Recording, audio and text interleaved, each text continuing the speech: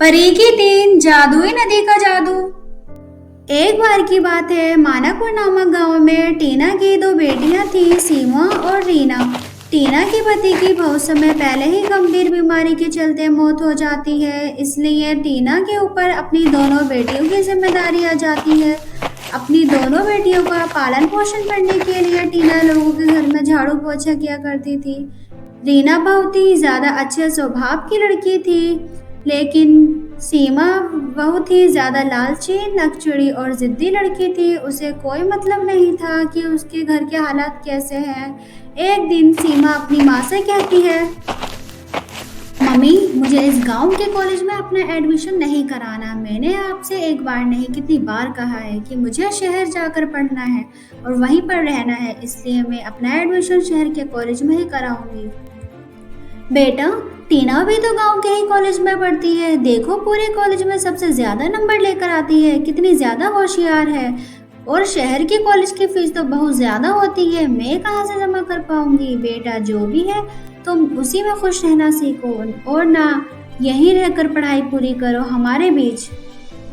ओफो मम्मी, आपको क्या लगता है इस टूटे फूटे घर में ऐसे गवार वाली जिंदगी जीकर मैं खुश रहूं? मुझे नहीं चाहिए ऐसी जिंदगी। मुझे शहर जाना है और वहीं पर पढ़ाई करनी है और वैसे ही जिंदगी चाहिए। आप कुछ भी कीजिए, अपने जेवर बेचें या कुछ भी करें या घर गिरवी रखें, लेकिन मेरा शहर के कॉलेज में एडमिशन होना चाहिए। मुझे शहर जाकर ही पढ़ाई करनी है, क्योंकि मेरे फ्रेंड्स भी शहर जाकर अपना एडमिशन करा रहे हैं, इसलिए प्लीज आप मेरा एडमिशन भी शहर में ही कराएं। सुनैना अपनी छोटी बेटी के जिद के आगे हार जाती है और वह अपने पति की निशानी कंगन बेच देती है और उसका शहर के बड़े कॉलेज में एडमिशन करा देती है। आंचल शहर पढ़ने चली जाती है। वहीं दूसरी तरफ शालिनी अपने ही गांव में पढ़ रही थी और अपनी माँ के साथ उनके कामों में हाथ भी बटा रही थी। धीरे धीरे समय बीत रहा था। सुनैना की तबीयत खराब रहने लगी थी। एक दिन सुनैना शालिनी से कहती है, रीना बेटा, मुझे सीमा की बहुत याद आ रही है। इतने महीने हो गए, लेकिन उसने पलटकर हमें नहीं देखा कि हम किस हाल में हैं। हाँ माँ, लेकिन आप परेशान मत हो, मैं हूँ ना। मुझे सीमा की बहुत याद आ रही है। अब तो मेरी इतनी ज़्यादा तबीयत खराब है, पता नहीं कब तुम्हारे पिता के पास चले जाऊँ। वहाँ जाने से पहले अपनी बच्ची से मिलना चाहती हूँ। माँ, आपकी तबीयत बिल्कुल भी ठीक नहीं है। आप शहर जाएंगे? मुझे सही नहीं लग रहा। आपको सीमा से मिलना है तो मैं चली जाती हूँ शहर और उसे आपके पास लेकर आ जाती हूँ। वैसे भी उसे फ़ोन करके भी कोई फ़ायदा नहीं है। वो फ़ोन जब भी उठाती है जब उसे पैसों की ज़रूरत होती है। अरे नहीं नहीं बेटा, जब से मैं बीमार हुई हूँ तब से तुम ही तो इस घर को संभाल के रखे हो। कॉलेज भी जाती हो, लोगों के घरों में काम भी करती हो और मेरी सेवा भी करती हो। तुम क्या क्या करोगी? और कल तुम्हारा एग्जाम है। नहीं नहीं बेटा, मैं चली जाऊंगी। सुनैना को आंचल की बहुत याद आ रही थी, इसलिए वो शालिनी की एक नहीं सुनती। वह आंचल से मिलने शहर चली जाती है। आंचल कॉलेज के बाहर अपने दोस्तों के साथ एंजॉय कर रही थी। तभी वह दूर से अपनी माँ को देख लेती है और वह अपने दोस्तों से नजर बचाकर अपनी माँ के पास आती है और उनसे कहती है, माँ, आपको क्या जरूरत थी यहाँ आने की? आपको मैं न देखती तो मेरे सारे अमीर दोस्तों को पता चल जाता कि तुम मेरी माँ हो। अपनी हालत तो देखो, कैसी फटी हुई साड़ी है। मैं नहीं चाहती कि मेरे दोस्तों को पता चले कि आप मेरी माँ हो, वो भी इतनी गरीब। सीमा, मेरी प्यारी बच्ची, मुझे तुम्हारी बहुत याद आ रही थी, इसलिए मैं तुमसे मिलने आ गई। बेटा, तुम ठीक तो हो ना? इतने महीने हो गए, तुम्हारी सूरत तक नहीं देखी, बस इसलिए तुमसे मिलने आ गई हूँ। आंचल के मुंह से ये बातें सुनकर सुनैना को बहुत ज्यादा ठेस पहुंचती है और वह रोते हुए वहां से आ जाती है। तभी आंचल की दोस्त उससे कहती हैं, अरे यार, वह गरीब औरत कौन थी और तुमसे इस तरह से रो रो कर क्या बातें कर रही थी? क्या तुम्हारी कोई रिलेटिव है? अरे नहीं नहीं, तुम्हें पता नहीं, मेरे मम्मी पापा तो लंदन में रहते हैं और यहाँ पर मेरा कोई भी रिलेटिव नहीं है। कोई भिखारिन थी बेचारी, खाने के लिए मांग रही थी। काफी समय से उसने कुछ खाया नहीं था। मैंने उसकी मदद करके उसे यहाँ से भेज दिया, और तो कोई बात नहीं है। अरे हाँ गाइस, मुझे आप सबको बताना है, कल मेरा बर्थडे है और मेरे पापा बहुत बड़ी पार्टी देने वाले हैं। इसलिए मैं सोच रही हूँ आप सभी ब्रांडेड गाउन पहनकर आइए ताकि मेरी पार्टी और भी ज्यादा शानदार लगे। अच्छे से तैयार होकर आना, ठीक है? बहुत बड़ी पार्टी है, बहुत एंजॉय करेंगे।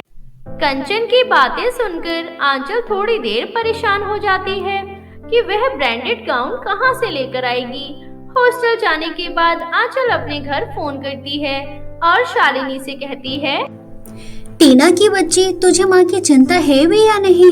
उनकी कितनी ज्यादा तबीयत खराब थी और तूने उन्हें शहर भेज दिया। यहाँ आने के बाद उनकी कितनी ज्यादा तबीयत खराब हो गई, तुझे पता भी है कुछ या नहीं? यहाँ डॉक्टर ने ऑपरेशन के लिए बोला है। जल्दी से मेरे अकाउंट में 50,000 रुपए डाल दे, मुझे माँ का ऑपरेशन कराना है। नहीं नहीं सीमा, मैंने माँ से मना किया था, लेकिन उन्हें तुम्हारी बहुत याद आ रही थी, इसलिए वे तुमसे मिलने आ गई। लेकिन मेरी प्यारी बहन, तुम चिंता मत करो, मैं माँ को कुछ नहीं होने दूंगी। मेरे पास 50,000 रुपए तो नहीं है, लेकिन मैं इस घर को गिरवी रखकर तुम्हें 50,000 रुपए ट्रांसफर कर देती हूँ और तुम माँ का अच्छे से ख्याल रखना, कुछ भी मत होने देना। वाह, अब मैं 50,000 रुपए की ब्रांडेड ड्रेस खरीद कर लेकर आऊंगी और कंचन के जन्मदिन पार्टी में पहनूंगी। सबसे ज्यादा अलग मैं ही दिखूंगी, मेरा बहुत ज्यादा नाम होगा और माँ तो कल तक पहुँचेंगी, बाद में सॉरी बोल दूंगी। अभी तो मेरे पैसे मिल ही जाएंगे मुझे। ऐसा सोचकर आंचल बहुत खुश हो रही थी और बेचारी शालिनी अपनी माँ के बारे में सुनकर बहुत ज्यादा परेशान हो जाती है और वह घर को गिरवी रख देती है और 50,000 रुपए आंचल के अकाउंट में डलवा देती है। आंचल 50,000 रुपए से बहुत सारी शॉपिंग कर लेती है और अपने दोस्त के जन्मदिन पार्टी में जाती है। शालिनी को घर पर चैन नहीं मिल रहा था, इसलिए वह अपनी माँ से मिलने शहर आ जाती है। शालिनी आंचल के हॉस्टल जाती है तो उसे पता चलता है कि आंचल अपने दोस्त की जन्मदिन पार्टी में गई है।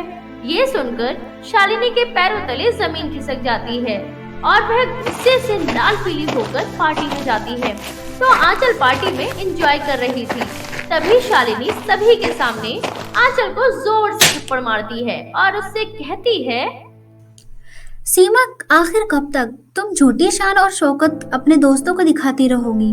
तुम अच्छी तरह से जानती हो तुम्हारा इतने बड़े कॉलेज में एडमिशन किस तरह से हुआ। मम्मी की गहने बेचने पड़े और हम दोनों माँ बेटी रात और दिन मेहनत करते हैं, तब जाकर तुम्हारी महीने की फीस जमा होती है। और तुमने मुझसे झूठ बोलकर 50,000 रुपए मांगे ताकि तुम अपने दोस्तों में खुद को अमीर साबित कर सको। माँ कहाँ है? मैं माँ से मिलने आई हूँ, माँ कहाँ पर है बताओ मुझे। अगर माँ को कुछ हुआ तो मैं तुम्हें छोड़ूंगी नहीं। छी छी सीमा, तू इतनी ज्यादा झूठी और मक्कार है। तूने हमसे झूठ बोला। कल जो तुमसे मिलने आई थी वह तेरी माँ थी, बेचारी कितनी ज्यादा बीमार थी और तेरे सामने किस तरह से रो रही थी। जो लड़की अपनी माँ की नहीं हो सकी वह हमारी कैसे हो सकती है? अभी के अभी मेरी पार्टी छोड़कर निकल जा। हमें तो तेरे जैसी लड़की की जरूरत ही नहीं है और न ही तेरे जैसे फ्रेंड्स बनाने की। आंचल की सच्चाई जानने के बाद उसके सभी दोस्त उससे मुंह मोड़ लेते हैं और उसे पार्टी से धक्के मारकर बाहर निकाल देते हैं।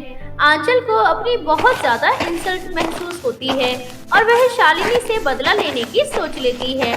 शालिनी आंचल को अपने साथ अपनी माँ को ढूंढने के लिए ले जाती है। आंचल और शालिनी अपनी माँ को जंगल के रास्ते में ढूंढ रही थी और वह चलते चलते एक अलग ही दुनिया में पहुँच जाती है। वहाँ का नजारा बहुत ही ज्यादा अद्भुत था। तभी उनकी नजर जादुई गांव की 3 नदी के ऊपर जाती है। एक जादुई गांव की नदी के अंदर सोना बह रहा था, दूसरी नदी के अंदर हीरे जवाहरात और तीसरी नदी के अंदर कुछ भी नहीं था। वह बिल्कुल साफ सुथरी थी। ये नजारा देखकर दोनों बहनें ही चौंक जाती हैं। तभी उनके सामने एक बहुत सुंदर परी आती है और दोनों बहनों से कहती है, तुम दोनों का मेरी दुनिया में बहुत बहुत स्वागत है। ये मेरी जादुई गांव की 3 नदियां हैं और ये तुमने देख ली हैं। अब तुम्हारी मदद करना मेरा कर्तव्य है। अगर तुम पहले नदी का गाउन पहनती हो तो तुम्हें बहुत सारे सोने के सिक्के मिलेंगे और अगर तुम दूसरी नदी का गाउन पहनती हो तो तुम्हें बहुत सारे हीरे जवाहरात मिलेंगे और अगर जिस नदी के अंदर कुछ भी नहीं है उस नदी का गाउन पहनोगी तो मैं तुम्हारी माँ का पता बताऊंगी कि तुम दोनों अपनी माँ को ढूंढ रही हो। अब तुम्हारे हाथ में है कि तुम धन दौलत चुनती हो या फिर अपनी माँ को ढूंढना चाहती हो। वैसे भी मैंने मेरी माँ को कब का छोड़ दिया है, मिल भी जाती हैं तो उससे क्या होगा, उनकी तबीयत बहुत ज़्यादा ख़राब है, आजकल की ही तो मेहमान है, इसलिए उनके चक्कर में इतनी सारी धन दौलत मैं नहीं छोड़ूंगी। इसलिए मुझे आपकी नदी का दूसरा गाउन पहनना है जिसमें हीरे जवाहरात हैं और उन्हें लेकर मैं एक ऐश की ज़िंदगी जीऊंगी। परी जी, मुझे आपकी नदी का तीसरा गाउन चाहिए। मैं और इसे पहनकर मेरी माँ से मिलना चाहती हूँ। मेरी माँ ने बहुत मुश्किलों से रात दिन एक करके हमें पाला पोसा है, इतना बड़ा किया है। उन्हें इस तरह से अकेला नहीं छोड़ सकती। मुझे बस मेरी माँ चाहिए और कुछ नहीं। बस आप मुझे मेरी माँ का पता बता दीजिए। पता नहीं वे किस हाल में होंगी, ठीक भी होंगी या नहीं। प्लीज़ परी जी, आप मेरी माँ से मिला दें मुझे। वह परी आंचल को जादुई नदी का दूसरा गाउन दे देती है, जिसे पहनकर वह एक अलग ही दुनिया में पहुंच जाती है। वहां पर कोई भी नहीं था, वहां पर सिर्फ बंजर जमीनें थीं और शालिनी को तीसरी जादुई नदी का गाउन दे देती है, जिसे पहनकर उसके सामने धन दौलत का अंबार लग जाता है और उसकी माँ बिल्कुल सही सलामत उसके सामने प्रकट हो जाती है। अपनी माँ को अपने सामने देखकर शालिनी बहुत ज्यादा खुश होती है। तभी वह परी शालिनी से कहती है, ये तुम्हारे अच्छे कर्मों का फल है। तुमने लालच नहीं किया और हमेशा अपनी माँ की सेवा की, अपनी माँ के लिए धन दौलत को छोड़ दिया, इसलिए तुम्हें धन दौलत और तुम्हारी माँ बिल्कुल सही सलामत मिल गई। अब तुम अपनी माँ के साथ एक हंसी खुशी जीवन बिता सकती हो। परी जी, मेरी छोटी बेटी नादान है, उसमें अकल नहीं है। अब उसमें अकल आ गई होगी, उसके कर्मों का फल उसे मिल गया होगा। प्लीज आप उसे भी वापस ला दें। परी सीमा के पास जाती है। सीमा रोती रहती है, गिड़गिड़ाती रहती है, लेकिन परी को कोई असर नहीं होता और वह उसे वहां छोड़कर आ जाती है। इस तरह आंचल को उसके लालच और बुरे कर्मों की सजा बहुत अच्छी तरह से मिल जाती है, पर उसकी माँ के कहने पर उसे वापस उसके घर भेज देती है। अब वे तीनों खुशी खुशी अपना जीवन जीते हैं। हेलो दोस्तों, कैसी लगी आप सभी को हमारी ये कहानी? अगर पसंद आई हो तो लाइक जरूर करें। अरे हाँ, मैं एक और बात बताना तो भूल ही गई, बेल आइकन दबाकर सब्सक्राइब करना ना भूलें। Thank you.